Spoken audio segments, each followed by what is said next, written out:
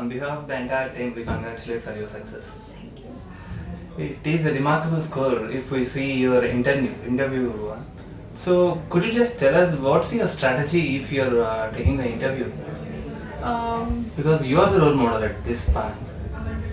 I did not prepare anything particularly for the interview. Like I was reading newspapers throughout, because you develop, after 1 year of preparing for IAS, you develop a habit of reading the newspapers. So I was abreast with the current affairs. And one thing which I, after giving my interview, analyzed was that I brought in a lot of personal experiences in my interview.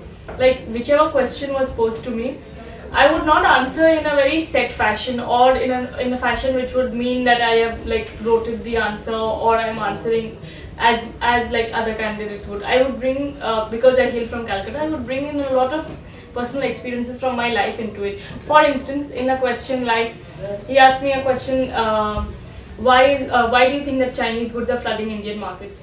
So I answered this. I brought in Make in India perspective, and I brought in that our manufacturing base has to be improved. But I also brought in the fact that in Calcutta there is this unique market which is called China market, when you get only Chinese goods. So that added the factor that I have understood the question and I've internalized the question. Yes. So I think maybe. Okay. So you brought the personal experiences into that. Is there any uncomfortable zones that you faced during interview time? Not really, but there were a few ethical questions which made me think a little bit, in the sense that in my DAF I had written that I was a student council member for 3 years. So then he asked me to evaluate whether my students council was more of a trade union body or like an assistant of the school. And from then on, whenever I would answer, he would ask me cross questions. And I think I performed well in my ethical questions, in the sense that he asked me how different would be a school students council from public administration. Okay. And if you were posted into as a field officer and you did not agree with the policy, will you still implement it? So these kinds of questions made you think, and they are open-ended, but I think I answered them well. Okay. And in your opinion, what is your suggestion for the persons who are appearing for 2015? I would say that it's a long journey, first of all. So it is very important to keep yourself motivated. Motivated in the sense that you have to give 6 hours every day and 6 hours of quality time every day. And you have to believe that, because every day you will be with the doubt that I may clear prelims, I may clear mains. So that kind of fretting over has to be, I personally fretted a lot, and I think that that really wastes your time.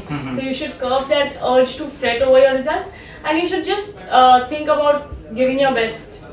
So if you think that whatever happens, like जितने भी marks आते हैं, मैं अपना जितना मैं पढ़ सकती हूँ इतने टाइम में पढ़ लेती हूँ, तो I think Okay, that's a really good thing. And what is your experience with the GS Mentors faculty? The GS Mentors faculty, see, like IAS is not just about how much you're studying, it's also about what you're studying. So in what you're studying, to determine that, the faculty is very much required.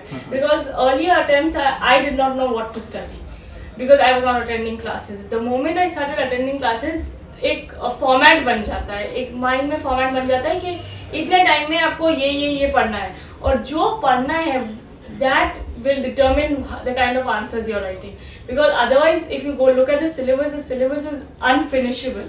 Like there is everything in the syllabus. Yes. But the GS mentors, they actually guided us कि you read these books, you read this material, and they gave class lectures. So that kind of guidance help you to narrow it down, and because it's like you have to read it again and again. First you have to narrow it down, and you have to constantly revise it. So that way, all the mentors. If we take particularly, for example, 5 big topics like geography, economics, these kind of 5 big topics, economics, polity, and science and tech. So, do you really think that class notes and attending the classes will help the students? Yes, indeed, class notes help, because I told you they provide direction. So, if you have 2 hours of history class and then you go back and revise that 2 hours of class, that will be equivalent to 6 hours of working. So you are saving 2 hours per day. So that will be like if you are working individually in your room, secluded, insular, you'll be working for 6 hours trying to figure out what to study. But in the 2 hours, the agenda has been set. And once the agenda is set, it is easier for you to follow and fill in the steps.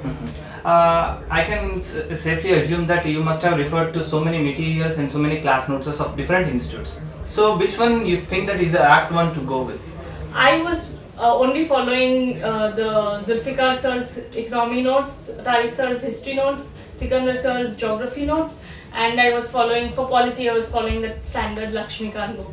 So I was not following any other material. Okay. Because again, it is not just how much you read, it's how often you read and how many times you read. Okay. So these notes I would constantly, like, probably I would have read Zulfikar sir's notes 8 to 9 times before the prelims. Okay. So I would actually know even the dates, even if which year the bank would be formed, I would know that. Okay. And one last question. People who failed in 2014, what is your suggestion for them if they are appearing for the next year? See, UPSC is very unpredictable. Like, you never know what works for you in which year. So I have never managed to understand its logic. There is perhaps no logic. It is very capricious in the sense that one has to constantly just try again and again and give that same amount of hard work, but realize that what went wrong last time. Like, I did not clear prelims in my first 2 attempts, and I realized why I was not clearing, because I was very weak in maths. So in my 3rd attempt, which was this, I really worked hard on maths. Like, every day, even if I don't like maths, I would sit with it for 2 hours and I would cry over it and still do it. So if you realize your weaknesses, like what went wrong in your last attempt, you will be able to have a very good score this time. And perhaps in that year you would not get as good a rank as you would get next year. Okay. So that kind of if you keep yourself motivated that way and say, okay, this year I'm making it to the top 10, probably you will make it to the top 10. Okay. Thank you so much for joining us. Thank you.